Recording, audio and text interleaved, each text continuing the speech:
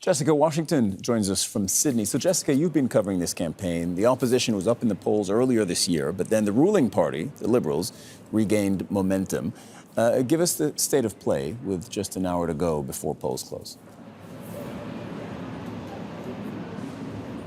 Right, Cyril, and that would be polls in the eastern part of Australia, of course, remembering that Australia does have different time zones. Polls in Western Australia, of course, still having a few hours to go there. And you mentioned those polls. Well, at the moment, as you say, it does look pretty positive for the Labor Party, but having covered elections in the past in Australia, it is worth remembering that the polls can get it wrong. So let's unpack some of the key issues that voters are considering in these final hours of voting. I'm joined now by Stephen Long, who is a senior fellow at the Australia Institute. Stephen, thank you so much for joining us on Al Jazeera. Let's first look at the broader picture. This is an election where we keep hearing the phrase, the Trump factor. What exactly does that mean for Australia? How much has it weighed on their minds as they've cast their ballots? The backlash against Donald Trump has certainly been a major factor, cast a long shadow over this campaign, Jess.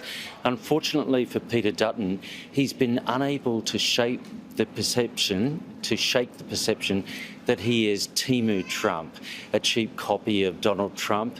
And the fact is they both share a right-wing populism. He expressed admiration for Donald Trump before the start of the campaign. Front benchers compared him to Trump, and that's stuck in the public mind. There have been some moments on the campaign trail where we did see things like Peter Dutton referring to the national broadcaster, that's the ABC, as hate media. A few of those sentiments did seem to echo Trump-like ideas. In a country like Australia where voting is mandatory, is it a mistake to put out these messages that might not have mainstream appeal? I think that the Liberal Party believed that across the world there was a backlash against incumbent governments and a shift to the right. Unfortunately for the Liberal Party, Donald Trump came in, and that sense that he was extremist, perhaps a little unhinged, and the sense that he was a potential threat to Australia has really resonated with the population. And Australia is a different country to the United States. Culture war messages like that, attacking the national broadcaster, hate media, they just don't gel with the Australian population in the same way that they might in the United States. Similarly, suggesting that everyone should work from home, a policy that the Liberal Party had to backtrack on because it was so unpopular, saying all public servants had to attend work, that was borrowed directly from Trump, and it really felt like a lead balloon. So, yeah, it's been a real problem that they've adopted that kind of rhetoric, that Trump-like rhetoric, and they've tried to shift away, but not quickly enough. If we look at Australia's place in the world, of course, China being the top trading partner, the US being the top security partner, is there a sense among Australian voters that in this period of economic uncertainty, of global uncertainty, perhaps it's best to deal with the hand, the government you already know? The Albanese government, whatever people might say about it, has at least been stable and fairly efficient. That seems, judging by the polls, to the extent that we can rely on the polls, to reflect something of the public mood. Similarly to Canada, where it looked as if the Conservatives were a shoo-in to win government, and you had a shift back to the incumbents. I think that is the sense of what we're seeing in Australia. In difficult times, in uncertain times, that perhaps it's best to stick with the devil you know, so to speak. And also the sense that Albanese has tried to present himself somewhat as a conservative, a moderate, a centre-ground politician, and that's appealed to an extent, but the Australian population is also quite divided. So the sense that Labor hasn't done enough on climate, on political integrity, will drive a certain share of the population towards independents and minor parties. We have been hearing this talked about as the cost of living election, where the housing crisis has been in key focus for many, many voters.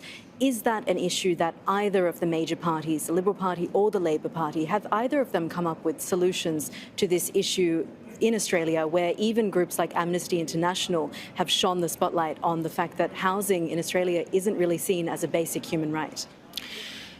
The government's done something, taken some steps towards providing more public and social housing, but the fact is the private marketplace is incapable of providing the level of affordable housing that is needed to overcome this crisis. We need fundamental step change in policy that neither side has really offered. And I think the public knows that. The problem is there's a lot of vested interests. No one wants the value of their house to go down. There's a property industry and banks that rely on these increasing values. But we really do need more public and social housing, and I think the public is right behind that. I think that they may be ahead of the politicians on that. You mentioned cost of living, Jess. It's interesting, that is clearly the number one issue, and this is seen as the cost of living election. Climate change, however, is a sleeper issue. On the national broadcaster, the ABC's poll of more than 250,000 people, it ranks as the fourth most important issue, above housing, above health, above immigration, and yet it's had barely any focus in the campaign. The reality is that part of the cost of living crisis is being driven by climate change. Soaring insurance premiums in Australia are directly related to climate change. It probably deserved more attention than it's received in this election. Thank you, Stephen, so much for your analysis. That's Stephen Long joining us from the Australia Institute. And Cyril, of course, we will have more coverage for you here on Al Jazeera in the coming hours as we begin to get some sense of the results as polling centres around the country begin to close. Yes, they begin to close. Thank you very much for keeping us honest on that. Owing to the time zones, of course, closing times are staggered. Jessica Washington reporting from Sydney. Thank you very much to you, Jessica, and to your guest, Stephen Long. Make sure to subscribe to our channel to get the latest news from Al Jazeera.